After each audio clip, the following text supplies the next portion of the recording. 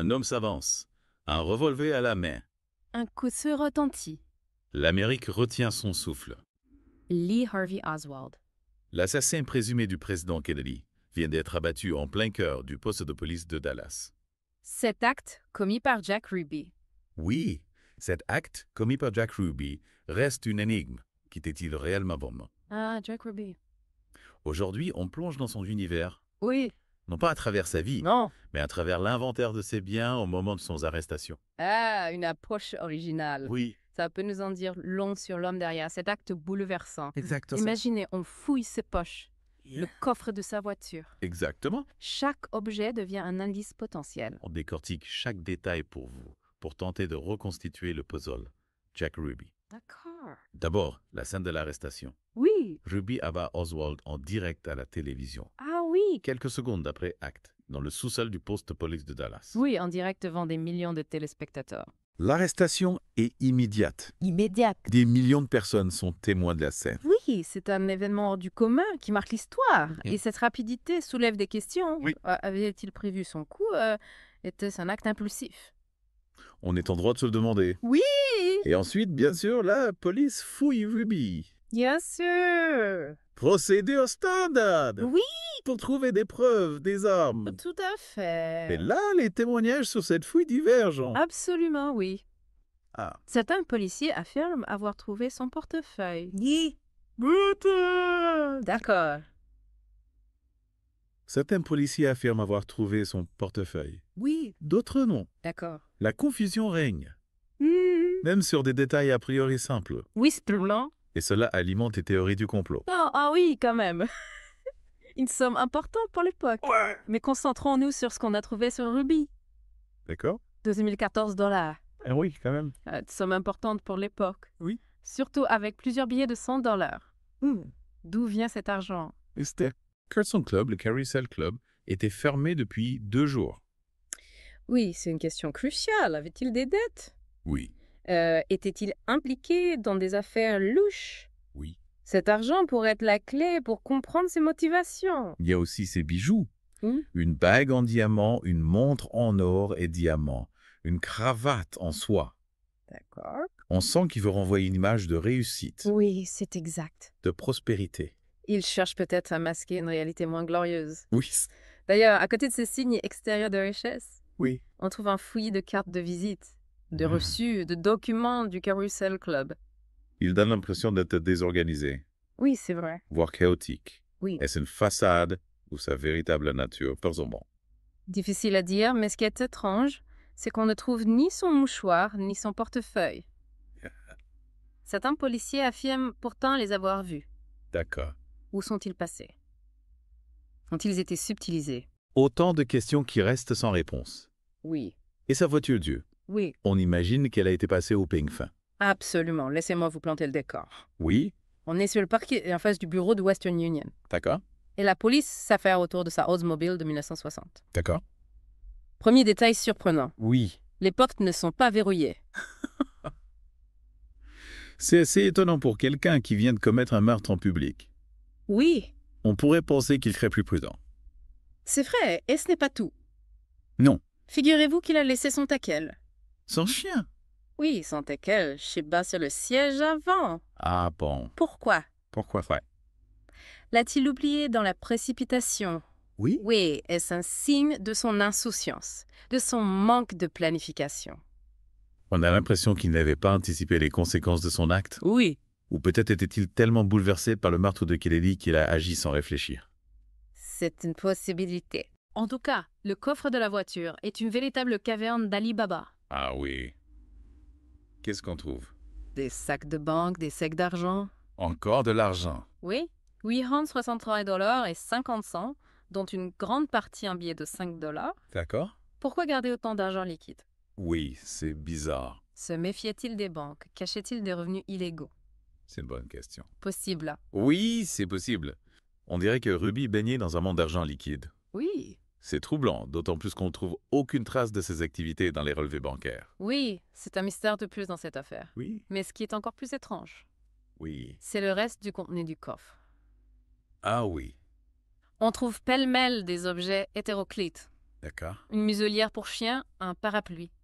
Une radio, de la teinture à bois, Oui. des gants de femme, un bonnet de bain, Oui. des chaussures de golf trop grandes pour lui. Attendez. Un disque Figure Control for Women. Des chaussures de golf. Un disque de fitness pour femmes. Oui, On parle bien du même Jack Ruby. oui. L'homme qui vient de tuer Lee Harvey Oswald. Je vous assure, l'inventaire est formel.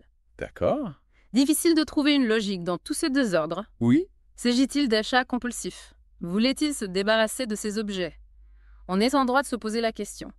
Et on n'a toujours aucun élément qui relie Ruby à Oswald, Non. si ce n'est leur présence simultanée au poste de police ce jour-là. C'est exact, et cela renforce le mystère autour de son acte. Oui. A-t-il agi seul? Était-il manipulé? L'inventaire de ces biens ne nous donne aucune réponse, mais il nous offre des pistes intéressantes. Par exemple? Prenons les photos. Oui. On trouve des centaines de photos d'une danseuse exotique nommée Jada dans le coffre de sa voiture. Ah oui. Oui. Qui est-elle? Quelle était sa relation avec Ruby? Ça, on ne sait pas. On peut imaginer une liaison, une obsession. Oui, possible. Peut-être que Jada détenait des informations importantes sur Ruby, Oui. ou sur ses fréquentations. C'est une hypothèse plausible, oui. Oui. N'oublions pas que Ruby était propriétaire d'une boîte de nuit.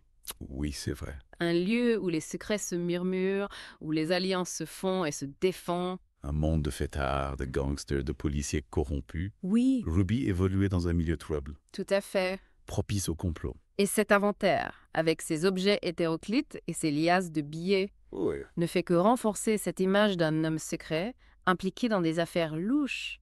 Mais on n'a aucune preuve de sa participation à un complot. C'est vrai, mais il y a un dernier élément dans cet inventaire Oui. qui attire mon attention. Lequel valeur?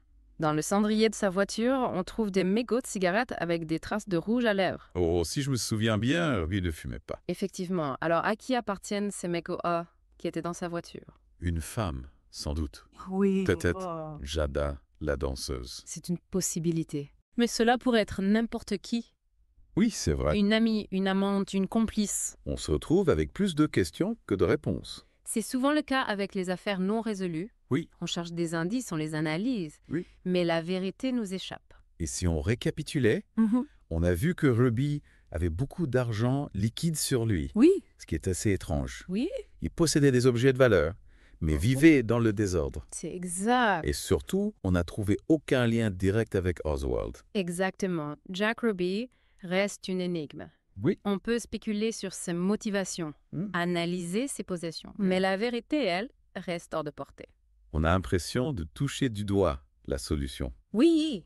mais elle nous glisse entre les doigts. Et si la vérité était multiple? Multiple, Oui, d'accord. Et si plusieurs versions des faits coexistaient? C'est une idée troublante, Oui. mais pas impossible. On pourrait imaginer que Ruby a agi sous le coup de l'émotion. Par patriotisme, pour venger la mort du président Kennedy. Ou alors qu'il a été manipulé par quelqu'un. Ah oui. Qu'il est un pion dans une machination plus vaste. C'est une autre possibilité. Oui. On sait que le milieu dans lequel il évoluait était gangréné par la corruption, Oui. les jeux de pouvoir, les règlements de compte. Ruby était-il un héros, un fou, un pion sacrifié? Difficile de répondre avec certitude. Ce qui est sûr, c'est qu'il a bouleversé le cours de l'histoire. Oui, c'est vrai. En tuant Oswald, il a empêché ce dernier de parler, Oui. de se défendre. Oui. Il a alimenté les théories du complot, les spéculations.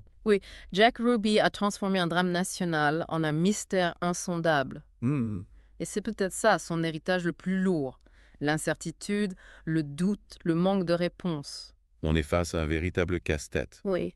Plus on examine les éléments, Oui. plus le mystère s'épaissit. Cet inventaire, Oui. c'est comme une fenêtre ouverte sur l'homme de Jack Ruby. Oui.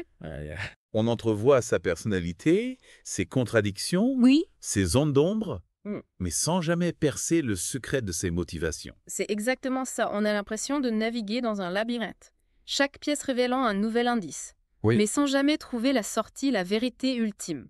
Et ce qui est fascinant, Oui. c'est que chaque détail, aussi anodin soit-il, Oui. peut prendre une signification particulière à la lumière de ce qu'on sait de l'affaire. Tout à fait. Les chaussures de golf, trop grandes. Oui. Le disque de fitness pour femmes. Oui. Ces objets apparemment insignifiants, Oui. pourraient-ils cacher un message, C'est possible. un symbole? Anthèse. C'est une question que les enquêteurs se sont sans doute posée. Oui, On sait que Ruby fréquentait des personnalités du crime organisé. oui, c'est vrai. Ces objets pourraient-ils être liés à un code, un rituel mafieux? C'est une hypothèse intéressante. Oui. On plonge alors dans un univers de symboles, Oui. de messages codés et de pactes secrets. Un univers où la vérité est souvent masquée, déguisée, où les apparences sont trompeuses. Et Ruby dans tout ça? Ruby. Était-il un simple pion manipulé par des forces obscures? Oui, Ou bien était-il l'acteur principal de sa propre tragédie? Il est difficile de trancher. D'un côté, on a un homme apparemment ordinaire, propriétaire d'une boîte de nuit, Oui. qui bascule soudainement dans la violence. Oui. De l'autre, on découvre des éléments troublants. Hmm. L'argent liquide, les objets hétéroclites, les traces de rouge à lèvres dans le cendrier. Autant d'indices qui suggèrent une vie secrète, des connexions troubles. Exactement. Et c'est ce contraste, cette ambiguïté, Oui. qui rend le personnage de Jack Ruby si fascinant. On est loin de l'image simpliste du tueur fou. Oui, Ruby est un personnage complexe, tiraillé entre ses pulsions, Mhm. ses loyautés et ses contradictions. Un homme qui a choisi de se faire justice lui-même, oui, de punir l'assassin du président Kennedy. Un acte qu'il a condamné, mais qui a aussi nourri le mythe, la légende. Jack Ruby est devenu un symbole, une icône de l'Amérique des années 60. Une époque marquée par la violence, les complots, les secrets d'État. Et son histoire nous rappelle que la vérité est parfois plus étrange, Oui. plus complexe, plus insaisissable que la fiction. Alors, que retenir de cette plongée dans l'univers de Jack Ruby? Un homme énigmatique, Oui. un destin tragique, Hmm. et une multitude de questions qui restent sans réponse. Oui. L'inventaire de ses biens, loin d'éclairer le mystère de ses motivations, Oui.